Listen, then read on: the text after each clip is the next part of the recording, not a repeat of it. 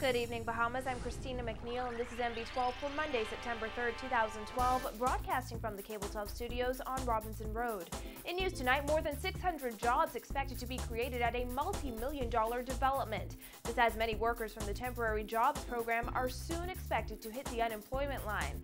Thousands of students return to school as school-based policing is reintroduced. We'll give you the latest roadworks update, and when can we expect the announcement of the by-election date? We have those stories and much more coming up tonight. Your MB12 starts right now.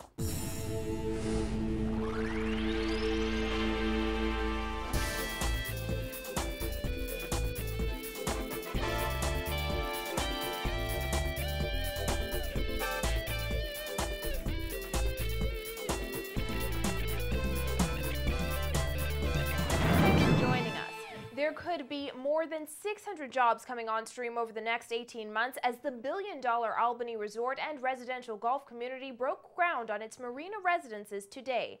Managing partner Christopher Anand made the announcement at the groundbreaking ceremony today, also using the opportunity to thank the man he dubbed the father of the project, Prime Minister Perry Christie. We're here today to announce the creation of another 650 jobs, of which I have no doubt over 95% of them will be Bahamian.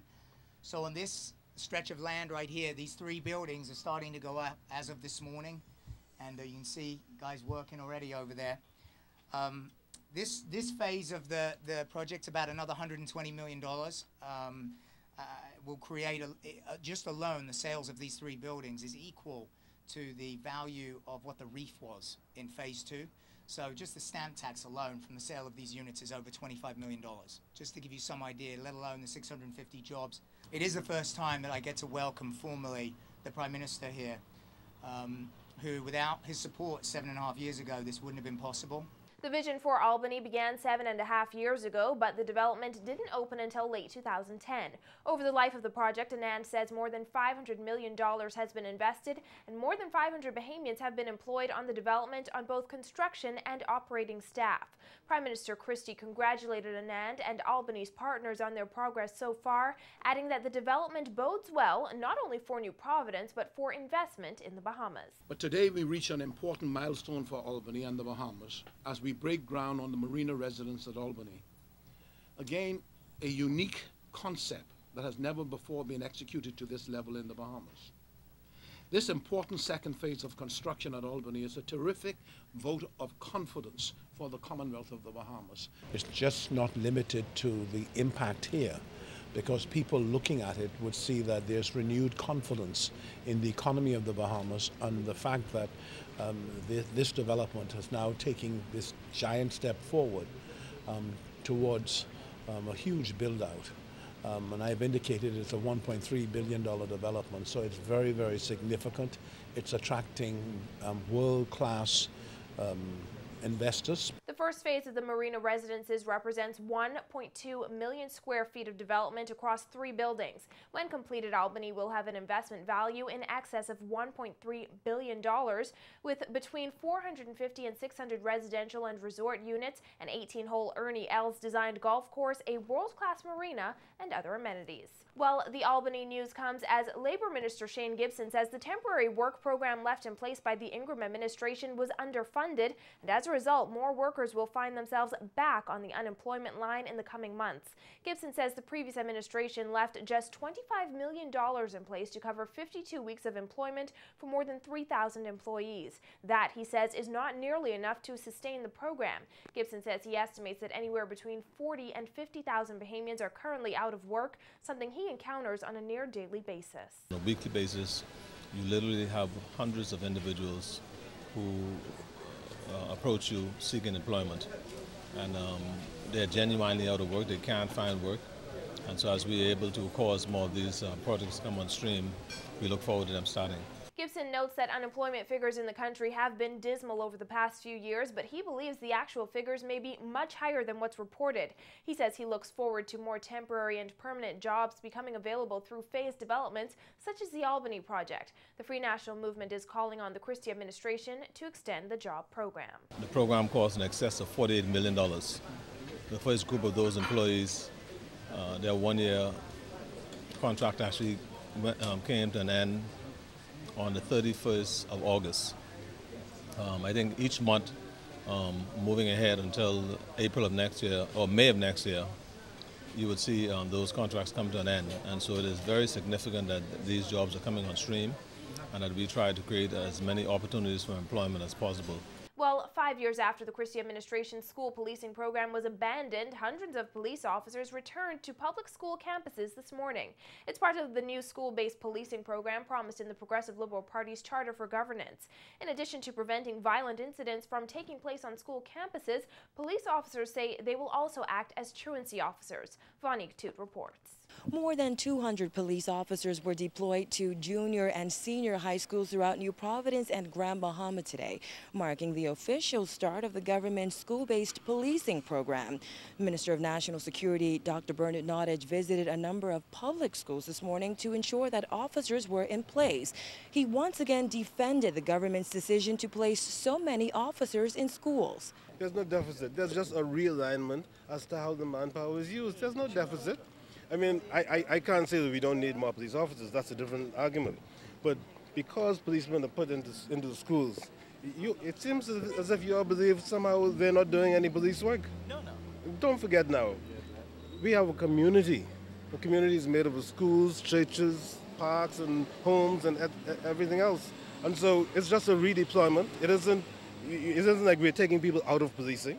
The original school policing program, launched by the previous Christie administration, was abandoned by the Ingram administration shortly after it came to office in 2007. This time around, officer in charge of the school-based policing program, Assistant Commissioner Leon Bethel, says about 2 police officers will be stationed at each public junior and senior high school from the school bell rings in the morning until students head home in the afternoon. There are 1 or 2 officers at static points on each school premises, but throughout the day, the commanders from the various divisions will be coming into the school and checking to make sure that everything is going well, supporting the officers who are already here.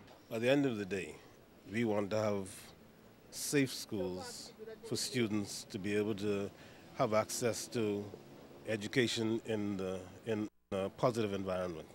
I mean, that's all we can do. We can't learn for the students. They have to learn for themselves. I think the teachers need to feel safe. Reports of school violence have decreased in recent years. However, Nottage says challenges still exist.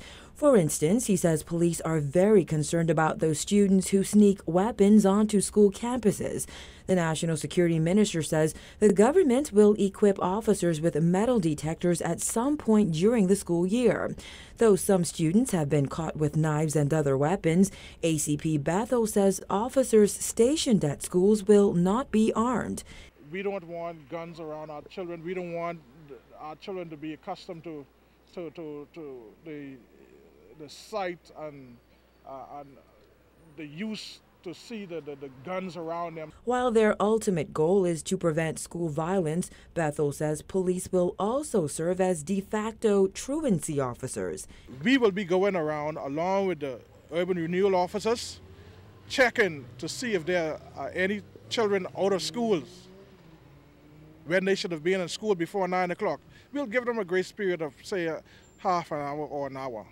And if they are not in school, the officers will move in to find out why.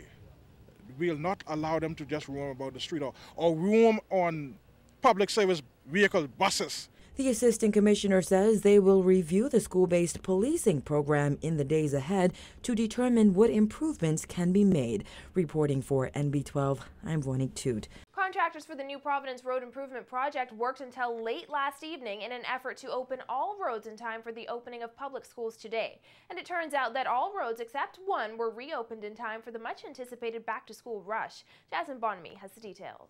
Officials at the Ministry of Works have pressed for all roadways under the New Providence Road Improvement Project to be completed by the time schools open today. But it turns out that not every road was open in time. Like last year, many roads are currently under construction as a part of the massive New Providence Road Improvement Project. While the roadways are still not complete, officials wanted them at least drivable by this morning. Officer in charge of the Traffic Division, Superintendent Ken Strawn, says that goal was pretty much met, as workers were able to pave just about all the roads in time. We have one more area that we were hoping to have paved and open for the school period. However, that did not occur. We had some rain yesterday, hence the Old Trail Road and Robinson Road corridor. It's started, but it's not completed. So hopefully today, once the weather abates, we will be in a position to see that finish. Strawn says that road closure had minimal impact on traffic in that area. During a recent tour of key parts of the road improvement project, Deputy Prime Minister and Minister of Works and Urban Development Philip Brave Davis warned motorists that Bernard Road might not be open today. Though one lane remains closed, Strawn says workers were able to complete initial paving last evening. He also said he was pleased with how well traffic flowed this morning. We're pleased with the good start this morning and the fact that the main arteries have been reopened to allow us constant flow. I can say to you that we're good. The officers out here, yes, first couple of days until everybody adapts themselves. Strawn says officers from the traffic division were stationed at 40 strategic points throughout New Providence from as early as 6 this morning, directing traffic. He adds that the most challenging areas were in the eastern part of the island. That included Prince Charles Drive, Village Road, and Soldier Road. But motorists we spoke to in that area say this year's traffic congestion was nothing compared to last year. Traffic was flowing great. The officers doing an excellent job this morning, yes. Prince Charles Drive has been a huge area of concern as far as road works go, but everything was fine this morning. Very fine, very nice. No backup traffic or nothing like that. It hasn't been too bad this morning for me coming from Lamumba Lane to St. Anne's School. I got in about 12 minutes, so that's not bad at all. So I think so far it's getting out of the eastern area fast. I believe it'll bottleneck further down, but this area is being dispersed very easily. Strawn says police will continue to monitor traffic for at least the next 2 weeks. Reporting for NB12, I'm Jasmine Bonamy. Well, while traffic may not have been that much of a nightmare this morning, officials are warning that tomorrow could be a much different story. According to Director of Education Lionel Sands, only a small fraction of students were required to attend school today. Tomorrow, all 53,000 public school students on New Providence are expected to return to classrooms, which Sands admits could pose traffic problems. He also noted that students will be heading back to schools that were repaired over the summer break.